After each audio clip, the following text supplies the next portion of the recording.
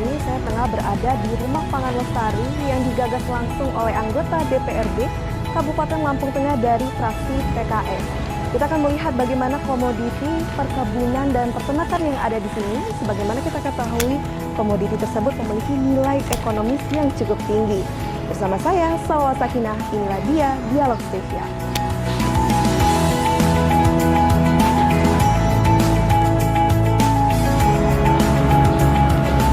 Assalamualaikum Pak Joni. Waalaikumsalam warahmatullahi wabarakatuh. Selamat datang nih di kediaman kami. Ya, agak seperti inilah kondisinya karena rumah kami ini banyak pohon-pohonnya. Ya, tapi ya resikonya ini daun-daun ini kalau jam segini udah harus nanti sore dibersihkan lagi. Ya. Ketika saya begitu masuk juga begitu asri ya Pak. Alhamdulillah dari ya angin, kita suasana. karena pohon ini kan memberikan manfaat kita, memberikan keteduhan, memberikan oksigen, dan bagi kita ya yang biasa aktivitas keseharian mungkin di kantor ya ada perlunya saya mengajak ini kita mari kembali ke alam berkebun. Saya merasakan sendiri manfaatnya ya. Berkebun itu menurut riset itu meningkatkan hormon kortisol, hormon kebahagiaan, karena kita mencium harum tanah, bunga-bungaan itu ternyata membuat kita bahagia. Maka dari itu saya senang sekali berkebun itu di sela-sela waktu saya berkebun. Seperti itu ya Pak, jadi hormon endorfin pun jadi betul meningkat. Kita ngelihat ya, kita ngelihat panenan seperti itu otomatis kita senang, kita bahagia. Ya bahagia itu kan tidak harus yang mahal-mahal gitu ya. Dengan sederhana seperti ini kita nanam tanaman, 2-3 tahun kita sudah menikmati hasilnya, itu luar biasa. Apalagi kita bisa nikmati sendiri, kita sedekahkan ke orang lain, itu lebih bahagia sekali. Luar biasa sekali Pak Joni. Tapi sebelum itu saya penasaran sekali Pak Joni. Ya. Di sini kan kita tahu, masyarakat atau pemirsa pun tahu di luar sana ini namanya Rumah Pangan Lestari. Iya. Itu ada ceritanya nggak tuh Pak Joni? Betul, jadi saya itu terinspirasi seperti ini. Ada program-program dulu ya, program pemerintah itu mengajak ke masyarakat bagaimana pekarangan kita itu memiliki nilai ekonomis. Paling tidak untuk kebutuhan keseharian si pemilik rumah ya. Nanti kelebihannya mungkin bisa dijual ya, atau bisa diberikan ke orang lain. Jadi jangan sampai rumah kita ini nganggur begitu saja, ataupun tidak kita bisa manfaatkan semaksimal mungkin untuk kebutuhan keluarga. Jadi saya mengajak, ada seberapa pun itu bukan menjadi alasan pekarangan kita sempit atau pekarangan kita sudah tertutup semen, ada solusi kita buat tabulam pot atau pakai planter bag atau yang lainnya, barang kaleng-kaleng bekas kita bisa tetap bertanam, berkebun, dan itu mudah-mudahan itu meningkatkan hormon kebahagiaan. Hormon kebahagiaan. Jadi awalnya itu adalah karena memanfaatkan lahan di sekitar rumah ya Pak Joni ya. Saya lihat karena jadi, di sini belakangnya rumah ya. Betul. Jadi dulu konsepnya saya pengen rumah saya itu rimbun, terus asri, terus ya paling tidak kita ketika istirahat sore itu ya manen hasil buah-buahan seperti itu. Karena konon katanya kalau kita melihat ya kisah-kisah ataupun gambaran-gambaran surga itu kan di sana terdapat tanaman-tanaman yang banyak buah-buahan yang mengalir, sungai-sungai di bawahnya. Itu kita terinspirasi bagaimana kita baiti janati, surga, rumahku surgaku itu ya gambarnya seperti itu, banyak buah-buahan, banyak pohon, ada kolam ikannya, ada air mengalir ya seperti itu. Paling tidaknya inspirasinya seperti itu. Jadi ketahanan pangan itu sudah bisa diciptakan dari betul, rumah dulu ya Pak? Betul. Jadi ironis ya, kalau kita ini negara agraris, banyak kita petani, sering terjadi krisis atau inflasi karena cabai naik atau hal yang itu kan bisa diatasi. Tiap rumah paling nggak tidak ada 5-10 polybag yang itu bisa tiap hari kita petik untuk kebutuhan. Itu kan menjaga stabilitas atau mungkin tidak sampai terjadi kekurangan pasok gitu. Kalau tiap rumah bisa memproduksi sendiri seperti itu. Iya. Tapi saya penasaran juga nih Pak Joni, sebenarnya untuk tahu ilmu mengenai pertanian, perkebunan, peternakan ini dari mana sih Pak? Oh gitu ya. Jadi sebenarnya kan basic saya kan teknik sipil sebenarnya. Tapi passion saya dari kecil memang orang tua mengajarkan bagaimana kita ini bisa mandiri pangan gitu ya. Mandiri pada rumah kita sendiri. Saya kan diwanti-wanti, mohon maaf kalau waktu kecil kan biasanya kita suka iseng nyuri mangga tetap tetangga, nyuri apa itulah. Bapak saya wasiat nggak usah nyuri, nanam sendiri, nikmati sendiri. Itu tertanam pada diri saya. Yang kedua, wasiat Bapak. Baik.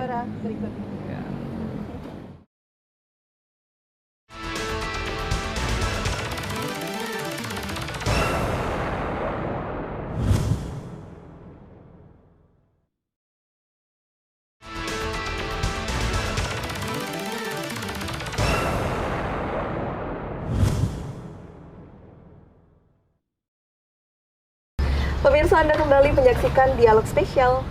Baik, Pak, kita lanjutkan kembali. Tadi sempat terhenti bahwa memang basic itu sebenarnya anak sipil, teknik sipil. Betul. Akhirnya saya dari kecil suka menanam ya. Saya menanam. Bapak juga mengajarkan jangan sampai ada pekarangan rumah kita 1 senti pun yang tidak ditanami. Kalau nanti masalah berhasil nggak berhasil kan namanya usaha. Ada istilahnya nanam itu belum tentu hidup belum tentu berbuah belum tentu kita menikmati. Tapi kalau nggak nanam nggak akan pernah bakal menikmati. Itu yang pertama. Yang kedua karena dulu saya sering juga baca majalah pertanian, majalah Trubus. Saya tertarik itu.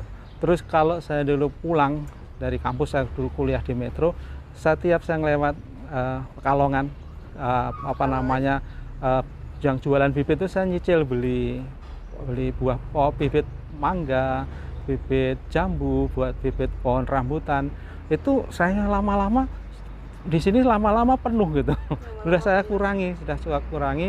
Saya udah pindah lagi ke kebun yang lain biar hobi saya menanam, karena ada prinsip one day, one tree, 1 hari harus menanam 1 pohon. Itu konsepnya kalau semua orang mempraktekkan, bumi ini hijau semua bisa menanam. Jadi kalau 1 hari 1 orang 1 pohon aja, hanya 360 pohon kita tanam, itu pasti ada manfaatnya, kerindangannya, oksigennya. Kalau ada buahnya kita nikmati buahnya. Itu yang memotivasi agar kita makin lama kita perhatikan ya penebangan lebih cepat. Kalau kita nanam pohon 10 tahun, 5 menit kita tebang selesai. Tapi untuk menjadikan besar itu perlu waktu 10 tahun.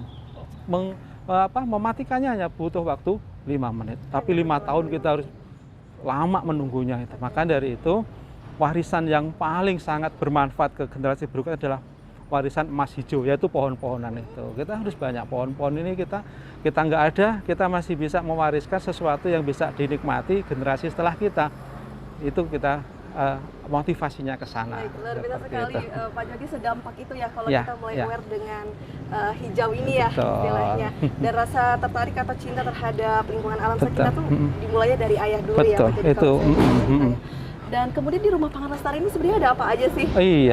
Sektornya sih? Saya ada beberapa bagian ya. Saya ada tanaman sayuran.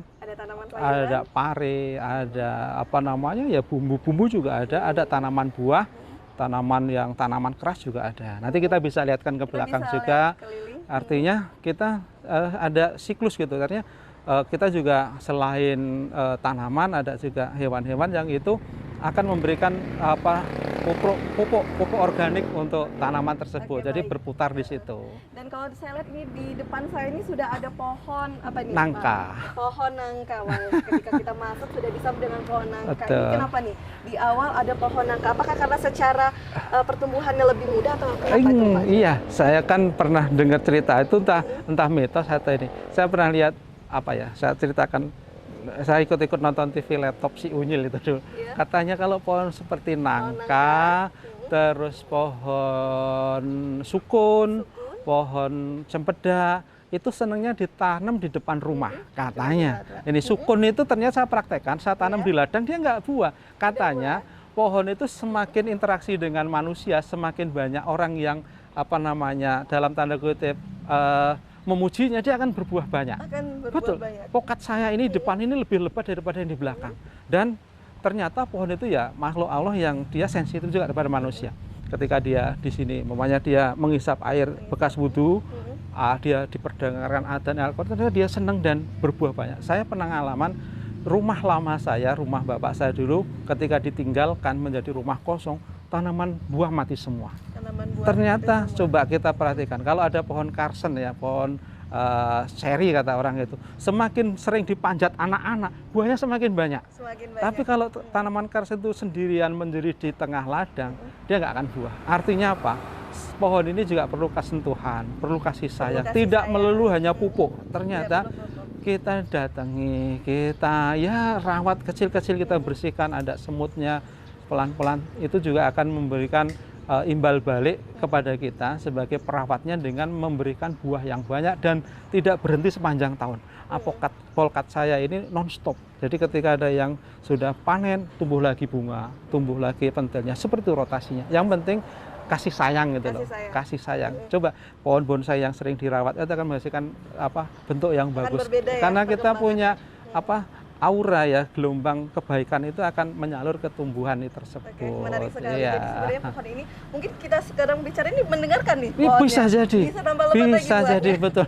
Karena ini kan tadi ada stomatanya, ada yang mengisap oksigen, ada mengisap makanan dari daun juga. Dia juga bisa mendengarkan, merekam pembicaraan orang-orang di sekitarnya. Kalau kita sering marahi, kita sering ngumpat atau kata-kata kasar di dekat pohon, bisa jadi pohon juga akan merangas mati. Karena dia juga yang sensitif juga. Berarti kita harus percaya Betul, itu ya. dengan pujian-pujian, dengan ucapan terima kasih. Saya sering ngomong sama pohon kok, terima kasih pohon sudah memberikan buah kepada kami, kamu sangat berjasa, dia akan terus berbuah.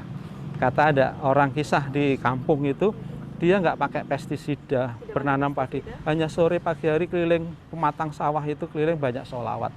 Pohonnya juga baik, bagus buahnya itu. Jadi selain ya ilmu pertaniannya, kita juga ilmu kasih sayang itu juga kita salurkan, rahmatan lil alamin itu kepada semua makhluk yang ada di bumi. Siapa yang menyayangi di bumi akan disayangi yang di atas itu. Baik Pak Joni, mungkin ini juga tips untuk pemirsa yang ada di rumah yang mungkin sudah diberi pupuk, diberikan segalanya. Tambah lagi kasih sayang. Mungkin tips dari Pak Joni harus ajak ngomong, betul, bicara, betul, kemudian dikasih betul. sayang. Nah. Oke deh, kalau gitu Pak Joni, kita coba keliling ya Pak. Boleh, kita boleh, boleh ya. silakan. Mari Pak. Ya. Ya, coba ada pohon durian. Yang penting kita nanam. Masalah hasilnya nanti kita serahkan yang ini. Durian juga. Ini jambu. Ada pohon nangka. Ada pohon apa lagi ini Pak, kalau kita lihat mungkin variannya ada ratusan ya. Ada pohon jambu madu Delhi, ada alpokat. Alpokat segala varian, Mickey, aligator, terus yang lainnya juga kita ini buah-buah langka juga ada. Rambutan, nangka kuning, dan semuanya kita lengkapi. Dan semuanya ada di mana nih Pak? Ya di belakang juga kita ada, di belakang kita ada. Kita langsung ke belakang ya Pak. Ya, selain peneduh kita juga ingin mendapatkan buahnya dari hasil panen itu. Tapi ada alasan tersendiri nggak sih Pak akhirnya memilih buah-buah tersebut? Karena kan dari segala jenis banyak buah, kenapa tertarik milih buahnya alpukat, kemudian nangka, kemudian apa tadi yang disebut juga? Saya paling ya yang pertama dia cocok di lingkungan. Yang kedua memiliki nilai manfaat ya. Selain buah langsung bisa dikonsumsi, ada juga buah yang bisa dibuat untuk ya jus dan sebagainya, kita pilih seperti itu. Ada juga saya punya tanaman-tanaman yang mungkin sudah mulai langka, ada yang duet, ada yang biasanya kalau saya ke toko bibit itu saya ingin cari buah yang belum ada gitu, belum banyak. Ini yang saya masih pengen cari itu mamo sapote ya, sawo raksasa, tapi di Lampung masih jarang, banyak masih di daerah Jawa. Yang ada aja ketika ada varietas bibit baru saya akan tanam gitu. Oke, baik, kalau gitu nanti kita lanjutkan betul, kembali ya Pak ya. Dan silakan. untuk pemirsa jangan kemana, tetap di Dialog Spesial. Mari Pak.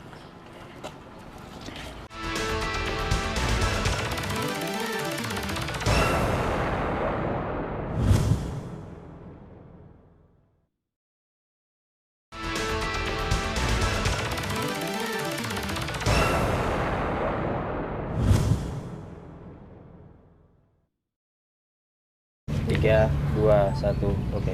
Terima kasih pemirsa, Anda kembali menyaksikan Dialog Spesial, dan saat ini kita sudah tepat berada di depan pohon apa nih Pak? Ini pohon sawo. Pohon sawo. Jadi ada pohon sawo juga nih. Kalau secara perawatan penanaman pohon sawo ini susah nggak sih Pak? Ini sawo ini termasuk tumbuhan yang mudah ditanam sebenarnya. Tapi kadang-kadang hamanya ini kan kebanyakan karena manis, kelelawar sama tupai kalau di sini. Tapi kalau asal kita rajin membungkusnya, mudah-mudahan aman sampai panen. Nah, ini kami rawatannya kebanyakan kita dominan organik ya.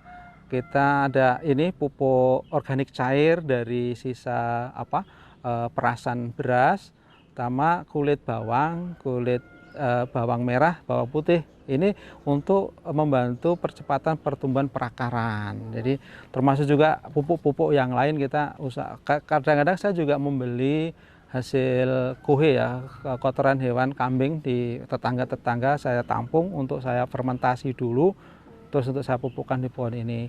Jadi kalau saya ini kan sebenarnya nanamnya nggak beraturan ya, seharusnya lurus, tapi di mana ada lahan kosong itu saya tanam. Termasuk juga saya ada kolam sisa-sisa air apa sedotan apa limbah kolam itu kan ada sisa konsentrat pakan, itu juga bagus untuk pupuk cair. Ini saya ada kolam ikan gabus, termasuk dulu sini ada penampungan ikan lele, ada pernah saya melihara belut juga, karena tapi saya dulu sering nggak apa awasi, kalau hujan itu kadang limpas terus pada keluar. Tapi saya kebanyakan sekarang lagi tren mungkin ya, banyak di mana-mana orang tanam pokat, tapi saya bukan ikut-ikutan tren, tapi karena bagi saya pokat itu nilai jualnya tinggi dan secara makanan kesehatan, termasuk lemak yang tidak berbahaya. Itu kebutuhan lemak kita itu kan dari alam, termasuk kita avokado ya, lemak itu dari alpukat. Termasuk juga untuk jus dan kebutuhan di tempat kuliner saya ini sangat kekurangan. Kebutuhan ini sangat tinggi, makanya saya sekarang perbanyak varietas pokat untuk alpukat untuk di kebutuhan warung. Yang lainnya mungkin untuk ya tanaman-tanaman pelengkap. Ada rambutan binjai, ada rambutan Aceh, ada nangkada, ada belimbing, ada Jamaika, semua saya lengkapi. Jadi biar nanti ketika anak-anak tanya, umpamanya ini pohon apa Pak? Saya ini jambu mete, daunnya bisa untuk lalap dan sebagainya. Saya akan, kalau masih ada mungkin varietas baru, saya akan buru dan akan saya koleksi gitu. Saya biar nanti hidup atau enggak, yang penting saya nanam gitu. Akan coba dulu ditanam. Iya betul, iya. Lalu bagaimana Pak membagi waktu? Oh Karena tentu gitu. untuk menanam itu kan pasti butuh waktu Betul, ekstra ya Pak, untuk benar. perawatannya. Betul. Jadi saya biasanya kalau akhir pekan ya, Sabtu Minggu, saya akan fokus merawat dan menanam. Biasanya kalau saya sudah beli bibit, saya adaptasi dulu. Nanti pas ada waktu luang, saya sudah siapkan lubangnya biar nanti apa untuk persiapan itu kita kasih furadan biar bakteri virusnya biar hilang dulu, baru kita tanam. Terus yang lainnya mungkin sewaktu-waktu hanya kita kita pruning ya, kalau pokat sama durian itu kan yang pruning itu kan kita sore-sore juga bisa sambil kita seneng kita udah tumbuh segini, udah gede, kita pruning. Itu perawatannya paling itu. Yang mungkin agak krusial yang harus kita jadwal adalah pemupukan itu.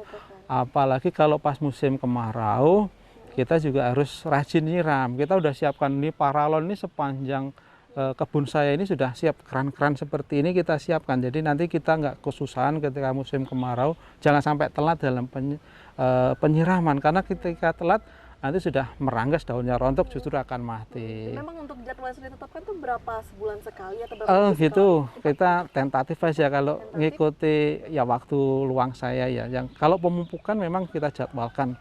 Karena itu untuk kebutuhan industri. Biasanya kalau yang paling penting menjelang musim kemarau atau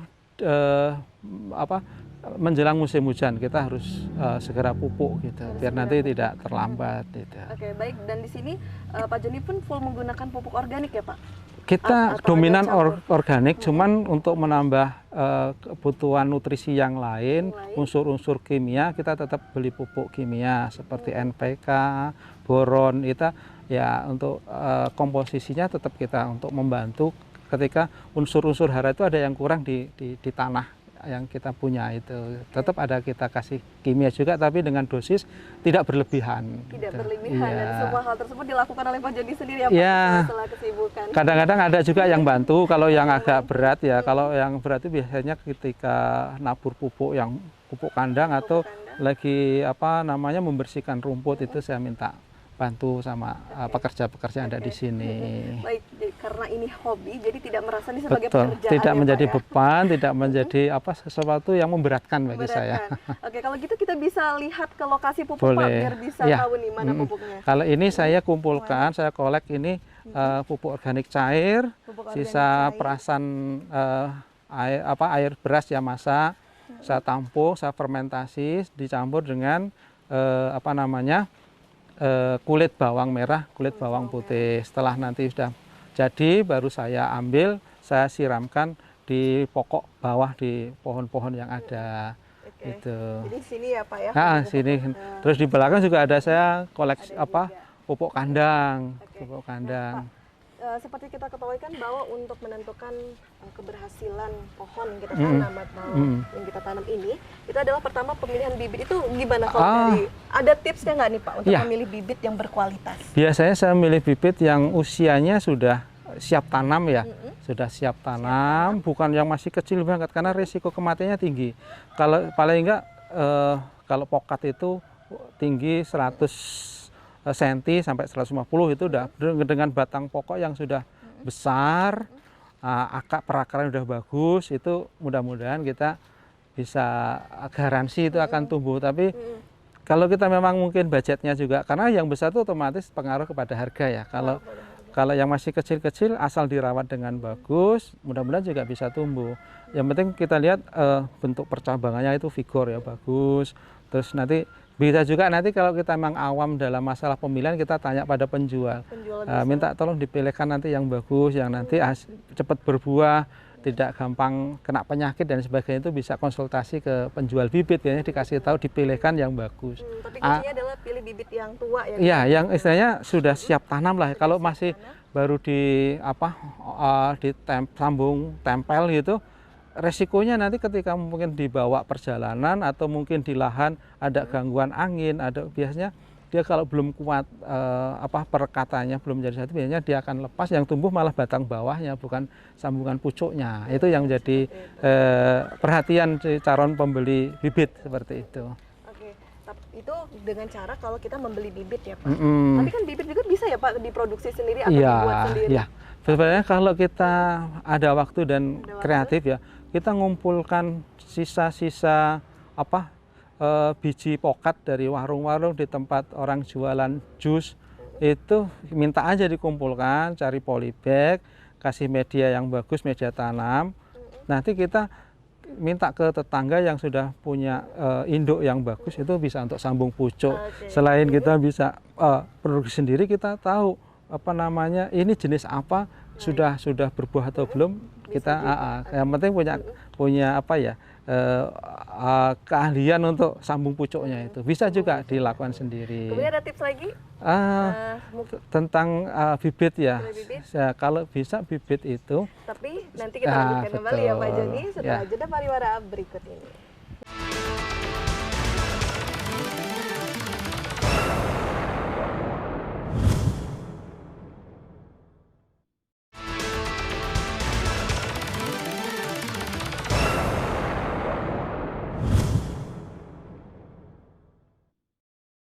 Terima kasih pemirsa, Anda kembali menyaksikan Dialog Spesial. Baik Pak, tadi sempat terhenti, Iya. apalagi nih tips yang bisa diberikan untuk memilih bibit yang berkualitas? iya, kita kalau bisa ya, kalau ada yang bersertifikat ya, kita pilih yang bersertifikat.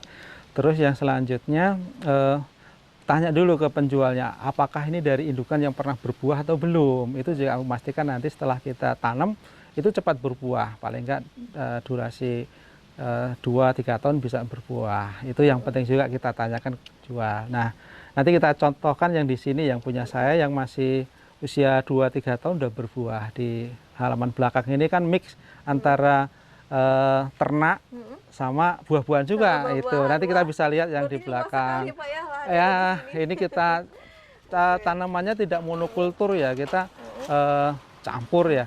Nah, di sini saya ada ini udah mulai berbunga. Pokat, kita ada bebek ini kan memberikan nutrisi, pupuknya juga, telurnya juga menghasilkan. Ada Bebek ya Pak ya? iya, terus ada ini kurma tapi belum berbunga. Ini kurma tropis ya, kurma KL ya. Terus Dan kalau untuk bebek ini sudah pernah bertelur Pak? Dan sudah merasakan? saya melihara bebek semenjak pindah rumah ini dari tahun 2006, nggak pernah putus. Tidak pernah putus. Tidak pernah, hingga itu untuk sekarang. konsumsi keluarga. Biasanya kalau banyak juga kita kasihkan ke rumah tahfidz ya, untuk anak-anak yang lagi mondok itu, biar nanti nutrisinya menambah daya ingatnya, menghafal Quran, kita kasihkan ke sana. Nah, ini saya ada tanaman, dulu ada toga ya, tanaman obat keluarga ini herbal, tapi kadang-kadang ya seneng nanam nggak bisa memanfaatkan. Ada tanaman-tanaman bumbu ya, laos, jahe, sayur-sayuran, juga semua ada kemiri, ada semua saya lengkapi. Tapi kadang-kadang ya gitu ya, kalau tipikalnya ibu-ibu itu mending beli di pasar daripada nyari di kebun. Lebih cari yang instan dan praktis itu. Tapi ini udah disediain di belakang masih belum juga ini. Karena takut ditemui kegagalan mungkin Pak. Tapi sejauh ini Pak Joni menanam ya bisa tumbuh saja ya. Banyak juga yang ada juga kena pokat ini termasuk yang rawan terhadap genangan air ya, maka perlu ada guludan, ada drainase yang bagus. Ketika terlalu banyak air biasanya dia akan rontok daunnya dan mati. Dan sekali sudah rontok dia nanti nggak bisa ditolong lagi lah, pasti akan mati. Makanya siap-siap aja itu, nggak apa-apa, namanya kita usaha, ada yang mati, ada yang berbuah, ada yang berhasil, ya kita ganti aja cepet-cepet. Oke, kalau begitu kita langsung ke pohon alpukat aja. Boleh, Pak, ya? boleh ya. Saya Ini mau lihat ya hasilnya ya. Apa buahnya? Betul. Ada buahnya nanti. Mudah-mudahan ada, tapi ini ada. lagi bukan waktu ini ya, bukan musim ya. Musim panen. Ini masih buah selang istilahnya, masih 1-2. Kemarin banyak kan rontok ya, bunganya rontok karena mungkin curah hujan juga terlalu tinggi, banyak yang rontok. Jadi kalau alpukat itu musim panas itu berapa kali sekali sih Pak? sebenarnya kalau yang tipikalnya ada yang satu pohon itu ada yang berjenis betina sama jantan, dia saling membuahi sendiri itu putih bunganya. Jadi dia bisa jadi tiap waktu itu terus berbuah bergantian. Ada yang lagi berbunga, ada yang panen, itu biasanya seperti itu. Yang penting kalau alpukat itu jangan sampai telat di pemupukan. Sepertinya ya, setelah panen raya itu langsung kita kita langsung kasih pupuk sebanyak-banyak, karena istilahnya kalau orang baru melahirkan kan butuh nutrisi ya. Jangan sampai kita terlambat dalam memberikan pupuk. Nah, itu hebatnya nanti pohon akan stres, akan merangas dan dia nggak mau berbuah. Ini buah selaja, ini jenis Mickey atau aligator, saya nggak begitu hafal. Ini alpukat ya Pak? Alpukat. Saya baru pertama kali ngeliat. Boleh kita nanti. Varian seperti Ya, ini, Pak. iya. Ini besar sekali. Iya. Ini udah cukup matang sih, matang di pohon. Tapi kalau akan lebih nikmat lagi kalau kita peram dulu 2-3 hari, nanti sudah matang bisa jadi alpukat kerok atau dibuat jus. Kalau ini sebenarnya kalau untuk kesehatan ya, sebenarnya alpukat itu tidak dicampur dengan gula ya. Untuk yang mungkin seperti saya yang mungkin harus mengurangi asupan gula ya, yang murni gini aja itu. Karena dia sudah ada kandungan Betul, pasangnya. udah manisnya juga ada. Dan ini kalau kita buka ini sebenarnya besar di biji atau dagingnya? Kalau yang tipikal ini sepertinya bijinya kecil. Bijinya kecil, tebel dagingnya gitu, yang jenis Mickey kalau nggak salah, Mickey atau aligator ini. Tapi kenapa di pasaran kita jarang menemukan varian ini Pak? Apakah biasanya dari bibit mahal? Yang sekarang kan yang masih banyak pasaran yang mentega, yang masih durian yang seperti depan itu. Kalau ini kan mungkin belum banyak yang nanam, biasanya masih untuk konsumsi sendiri, belum masuk ke pasar gitu, atau mungkin ke pasar modern atau minimal supermarket baru ada. Karena masih mungkin banyak untuk koleksi dulu lah. Untuk koleksi. Dan kalau satu pohon ini buahnya bisa banyak nggak sih Pak sekali Kalau panen? yang tipikal ini memang kembangnya banyak tapi sering rontok. Dia sebanyak kan individual, satu tangkai itu cuma jadi satu. Tapi kalau yang jenis yang di depan tadi yang mentega itu kan bisa satu cabang itu buahnya itu. Jadi karena ya imbasnya di pasaran juga otomatis belum begitu banyak. Ini karena masih tipikalnya nggak begitu lebat dia. Dan untuk bisa sampai sebesar ini butuh berapa lama pertumbuhannya Saya Pak? mulai menanam ini 2016 kalau nggak salah, 16. Ini udah buah yang kedua atau yang buah yang kedua ya, pernah panen, tapi masih seperti ini, belum maksimal. Mungkin karena ya tadi keterbatasan ilmu ya, saya nanam terlalu rapat, terus mungkin juga nggak tiap hari bisa merawat, jadi ya kita syukuri udah 1-2 mau berbuah udah seneng gitu. Karena hanya sekedar hobi ya, bukan menjadi profesi khusus sebagai pekebun gitu ya. Jadi sudah bisa berbuah ini udah senengnya udah luar biasa itu. Ada 1, 2, 3 berapa ini. Tapi karena batangnya banyak, tadi akumulasi juga akhirnya banyak juga. Oke, banyak Tapi juga. saya yang dominan yang tadi yang sudah di depan itu. Sudah ada di depan. Itu Iya, jenis depan apa musola. tuh, Pak? Varian Itu apa? mentega. Oh, varian mentega. Itu kalau dimakan langsung juga sudah enak. Oke, kalau begitu nanti kita lanjutkan kembali ya Pak. Kita Boleh. bincang-bincang mengenai apa saja ada pohon yang ada di sini. Betul, Kan tidak hanya betul. alpukat, ada lagi Betul, kan banyak betul. Pak. Iya, iya. Dan untuk pemirsa jangan kemana-mana, tetap di Dialog Spesial.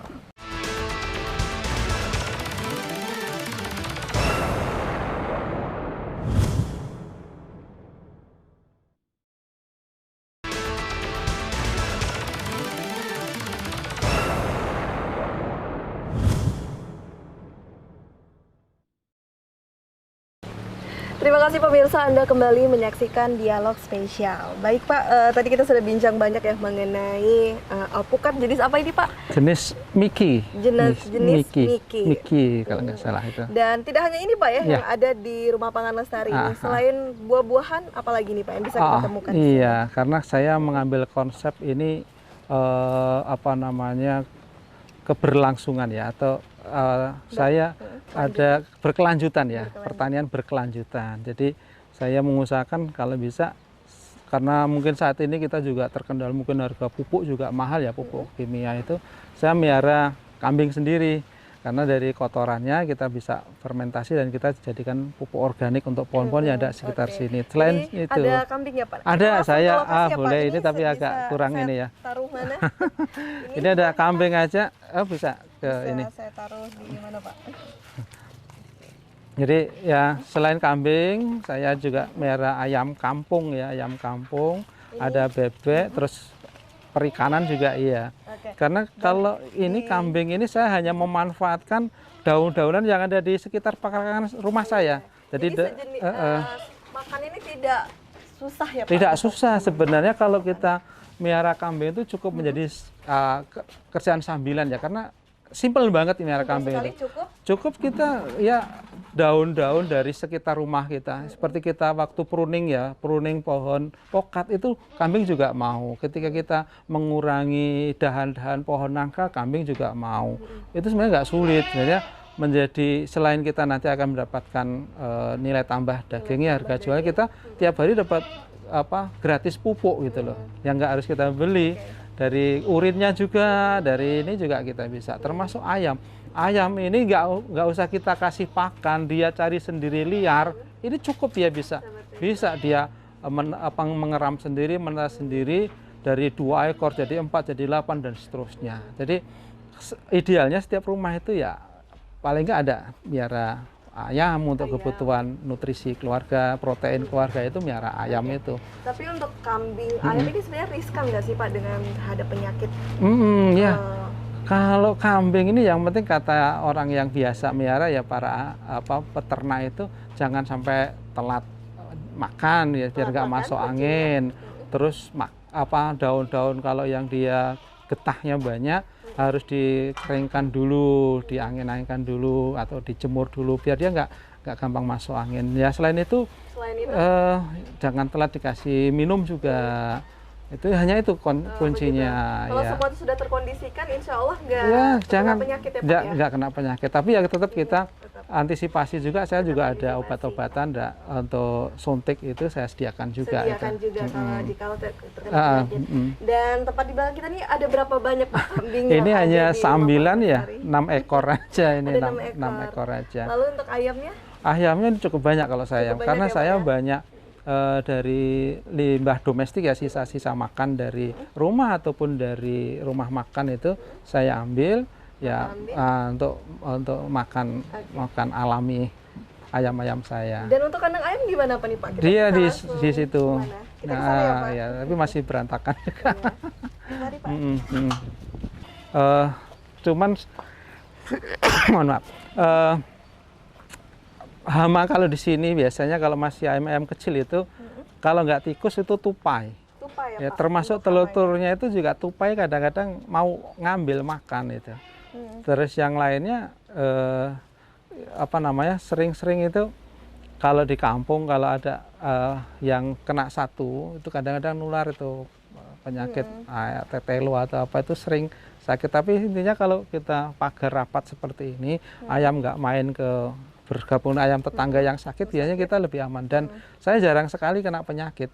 Ya, kita ya karena dia hanya apa di sini aja di sekitar yang berpagar ini itu. Iya, ayam. Dan untuk ayam yang ada di sini jenis apa nih Pak? Kalau ada ayam kampung, ada ayam kup, ayam kampung unggulan Balitbang itu. Karena kita ngejar apa dagingnya untuk konsumsi juga sama untuk yang di rumah makan usaha kulinernya itu. Oke, begitu. Nah, kalau ayam-ayamnya sudah bertelur ini akan diekspor, dijual belikan atau cukup hanya konsumsi hanya untuk keluarga? konsumsi sendiri, untuk konsumsi sendiri apa sama ya? untuk di kebutuhan di rumah makan saya. Untuk kebutuhan rumah makan ya Pak. Ini mana nih ayamnya Lagi main pada ya? main, lagi cari makan, biasanya ke kandang bebek dia, ikut cari makan di kandang bebek. Kalau masalah ayam ini kan juga sering adanya sifat kanibal, itu kenapa sih Pak penyebabnya? oh ayam. Ayam tuh paling apa ya bertarung ya sesama mereka bersaing. Kalau ada 3 jago berarti dia kadang-kadang ya berebut itu pasangan aja. Tapi kalau mereka sudah seperti ini, kalau yang biasa tarung itu kalau kita ada ayam baru dia biasanya tarung. Kalau yang di sini jarang ada ini. Ini ya paling berbagi kalau makannya ini sama pakan bebek. Kalau saya bebek ini termasuk apa ya masih walaupun sudah agak lama kita piara masih produktif. Masih bisa 30% dia. Kalau ini biasanya saya sirkulasi kalau dia sudah tua kita cari yang masih muda kita gabungkan lagi. Ini.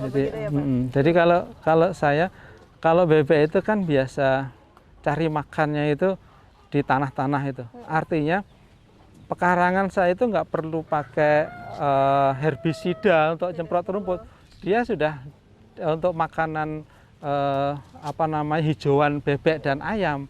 Jadi biasanya nggak usah disemprot herbisida. Ini bersih dengan sendirinya itu loh. Kadang-kadang kita menghemat herbisida semprot untuk matikan rumput itu udah piara aja bebek nanti bersih pekarangan itu seperti itu. Jadi sekaligus ya soalnya mendapat keuntungan lingkungan kita juga jadi bersih dari rumput-rumput itu. Baik, nanti kita lanjutkan kembali perbincangan kita ya Pak ya.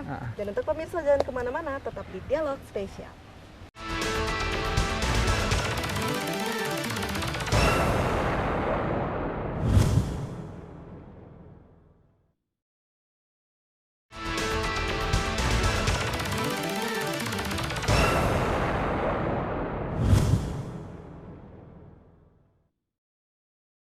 Terima kasih pemirsa, Anda kembali menyaksikan Dialog Spesial. Baik Pak, kita lanjutkan kembali perbincangan kita mengenai komoditi peternakan dan perkebunan ini sudah semuanya saya lihat ya Pak ya, berbagai macam dari alpukat, kemudian tadi ada nangka, kemudian ada sawah dan lain sebagainya. Tapi kalau dari seluruh komoditi yang ada di sini dari segi buah-buahan nih Pak, apa sih Pak yang paling kalau secara peluang itu berhasilnya tuh lebih tinggi? Iya. Jarang ditemui kegagalan. Betul. Apa Pak? Iya. Kalau saya mengajak ya kepada pemirsa ya, saat ini mungkin yang paling sangat prospek itu cobalah tanam alpukat ya. Alpukat itu saya pengalaman mudah perawatannya, cepat berbuah, terus tidak terlalu banyak hama. Contohnya alpukat itu kan jarang dimakan kelelawar. Jarang dimakan tupai, terus juga semua bisa menikmati gitu loh, gak ada yang pantang lah istilahnya. Kalau alpukat itu bisa dijual juga nanti kalau berlebih paling tidak untuk kebutuhan keluarga. Alpukat jenis apa nih Pak? Semua varian bisa? Cuma ya kalau yang lagi sekarang orang banyak tanam itu kan Mickey, Alligator, Marcus. Sekarang yang sini juga banyak Siger ya, varietas Siger ya. Siger itu juga cocok sebenarnya di dataran rendah. Di dataran rendah, tanah berpasir itu cocok. Ini. Jadi harapannya manfaatkan pekarangan kita ini untuk bisa kita nanam buah-buahan. Selain kita mendapatkan hasil buahnya, itu tadi kita punya nanti penyaluran bakat lah. Penyaluran hobi, merawat pohon itu juga membuat hati kita menjadi senang, happy lah itu. Oke, kalau ada hobi di situ. Dan kalau untuk peternakan apa nih Pak? Kalau peternakan kalau ayam itu kan ayam kampung ya biasanya kan sudah identik dari dulu bersama dengan setiap rumah itu ada ayam kampung untuk makan sisa-sisa limbah rumah tangga ya, nasi ataupun yang lainnya itu nggak membusuk begitu saja, bisa dimakan oleh ayam. Dan tidak terasa kalau ayam itu pertumbuhannya cepat ya, pertumbuhannya cepat nanti menetas dan banyak itu. Nanti kita punya ayam juga banyak itu. Baik, Pak Joni ini kan sebagai anggota DPRD juga ya Pak di Kabupaten Lampung Tengah. Sudah upaya apa yang sudah dilakukan untuk bisa mengajak nih masyarakat di Kabupaten Lampung Tengah agar turut nih mengikuti jejak Bapak? Saya sebenarnya pengen juga menularkan virus berkebun ya kepada setiap semua kalangan lah. Tidak harus kita punya basic ilmu pertanian. Kalau kita ada kemauan, kita ada keinginan untuk punya hasil dari kebun sendiri, tanam aja gitu. Jadi kalau saya hari ini kemarin juga saya sering sampaikan ke tetangga-tetangga, yuk kita nanam di jamaah ibu-ibu. Mungkin saya sampaikan, Bu, kalau bisa kita ini ya pekarangan rumah kita tanamin sayuran, kita tanamin bumbu-bumbu, asal kita nggak harus beli terus gitu loh. Ini bukan kita nggak mau melarisi, tapi paling tidak kalau kita punya sendiri itu kebutuhan sesaat, kalau kita perlu bisa cari di kebun seperti itu. Jadi kita bisa survive ketika nanti umpamanya terjadi kelangkaan pangan, dan konon ini 2023 katanya akan krisis. Nah, kalau krisis pangan kita bisa mandiri pangan, mudah-mudahan kita bisa tetap eksis. Ini apapun yang terjadi, kalau rumah kita konsepkan dengan rumah pangan lestari, mudah-mudahan kita nggak akan risau lah, dalam tanda kutip kita nggak akan pernah menjadikan sesuatu yang akan terjadi itu kita panik gitu loh, panik ya. Kadang kalau kita memang kebiasaan itu kan sering panik buying ya, panik dalam ini ada mau akan krisis ini kita beli. Tapi kalau kita punya sumber pangan sendiri ya, kita bisa lebih mempersiapkan kalau terjadi apa-apa. Ini kita sudah punya stok gitu. Seperti itu. Kemudian lalu respon dari masyarakat bagaimana? Ya, ada yang beberapa ikut ya, ada ikut nanam, dan kalau bisa kita menjadi trend center ya, bukan hanya sekedar follower. Kalau kita bisa, kita menjadi contoh, tidak harus semuanya hanya sekedar wacana, tapi ini loh, ini bukti saya sudah bisa nanam di sini, cocok untuk nanam pokat, tanahnya kita juga sesuai, dataran. Jangan pernah kita belum melakukan tapi sudah pesimis, di sini nggak cocok lah nanam duren gitu. Jadi jangan takut, mulai aja dulu. Betul. Ya Pak. Baik, kalau begitu Pak Joni sekiranya mungkin bisa menyampaikan untuk pemirsa yang ada di rumah agar mengajak mau mulai menyebarkan juga virus berkebun. Betul, oke. Baik para pemirsa sekalian, ya di saat ini memang kita perlu memulai menanam ya, karena tanaman itu butuh jangka waktu. Kita tidak bisa mengharapkan secara instan. Mulai dari sekarang, siapkan apa yang bisa kita lakukan. Kita ada pekarangan, nggak ada lokasi yang luas, kita bisa pakai planter bag, bisa pakai pot dan sebagainya. Yang penting intinya tiap hari harus nanam pohon. Itu. Tiap hari harus nanam pohon. Jangan takut nanti bayangan pohonnya mati, pohonnya nggak berbuah dan sebagainya. Yang penting kita tanam, hasilnya kita pasrahkan pada yang kuasa. Mungkin seperti itu. Oke, kalau begitu terima kasih Pak Joni. Ya, terima kasih sudah diajak berkeliling di rumah Pangan Lestari. Semoga sukses dan sehat selalu dan terus berkebun ya Pak. Ya, iya. Pemirsa, komoditi peternakan dan perkebunan memang memiliki peluang bisnis yang menjanjikan, sehingga akan terus bergerak roda perekonomian yang ada di Kabupaten Lampung Tengah sehingga terciptanya ketahanan pangan secara nasional. Saya Salsa Kinah, mewakili kru yang bertugas, pamit undur diri. Wassalamualaikum warahmatullahi wabarakatuh. Sampai jumpa.